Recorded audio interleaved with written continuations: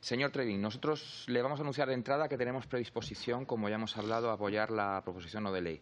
Y el motivo es que, también se lo hemos dicho ya anteriormente en una parte, es que en un principio el epígrafe nos produjo un rechazo, reforzar los controles fronterizos en las ciudades autónomas de Ceuta y Melilla, pero nos parece finalmente que por lo menos el conjunto de la redacción permite apuntar hacia un enfoque más integral de la gestión de la frontera sur, que es en el que nosotros también entendemos que tenemos un interés compartido. Y en este sentido hemos registrado una serie de enmiendas que esperamos que tengan a bien aceptar y justamente ahora en fin, estamos negociando la posibilidad de redactar una transaccional. Bueno, nosotros tenemos que decir que, ya le hemos dicho también antes, que hay algunas cuestiones de fondo con las que estamos en desacuerdo y que tendremos que ir hablando por lo menos en el marco, como mínimo en el marco de esta comisión. Algunas de estas cuestiones de fondo no son menores. Toda la exposición de motivos que ustedes han hecho dibuja un perfil de las personas migrantes como víctimas, y le cito, de miseria, desesperación, exterminio, guerras, desplazamiento. Nosotros entendemos bien que hay de fondo en esa caracterización, porque es imprescindible evitar la demonización de las personas migrantes, que es el caldo de cultivo justamente del ascenso de la extrema derecha en toda Europa. Pero también tenemos que decirles que las personas migrantes no son meramente víctimas, son también sujetos de derechos.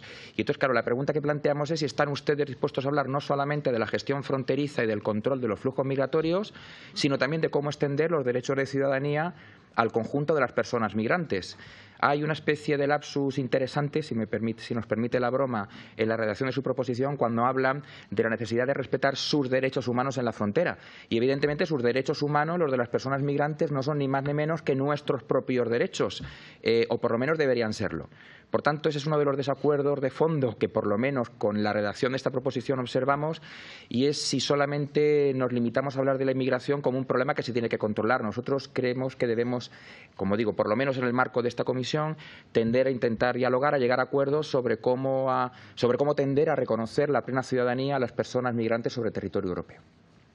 Hay un par de elementos en el relato que ustedes elaboran, que ya también le he adelantado para justificar su proposición, que a nosotros nos parecen problemáticos.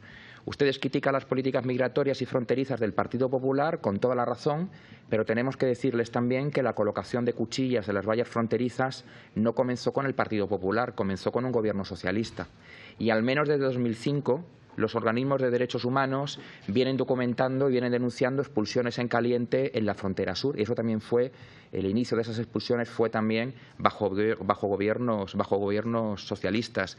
Nosotros, en cualquier caso, sabemos diferenciar entre el actual Partido Socialista y el Partido Popular, porque a nosotros no nos cabe duda de que el Partido Popular es uno de los principales responsables en Europa de la muerte masiva y de un daño intolerable que se está infligiendo a las personas migrantes en el Mediterráneo. Eso lo tenemos claro. Pero si les recordamos entonces a ustedes su propia responsabilidad en algunos aspectos muy negativos de las actuales políticas migratorias y fronterizas, no es para pasarle factura al Partido Socialista, sino para decirles que nosotros tenemos muchas veces la impresión de que ustedes tienen una posición cuando están en la oposición y otra posición diferente por los motivos que sea cuando gobiernan.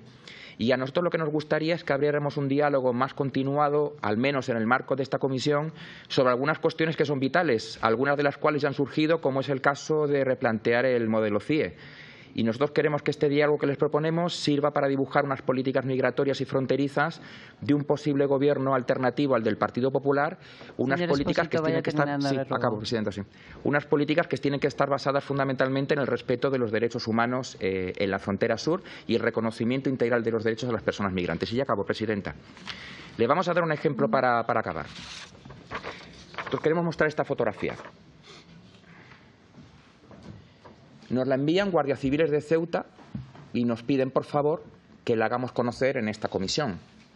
Es una imagen que muestra el estado vergonzoso de las instalaciones del Servicio Marítimo de la Guardia Civil de Ceuta.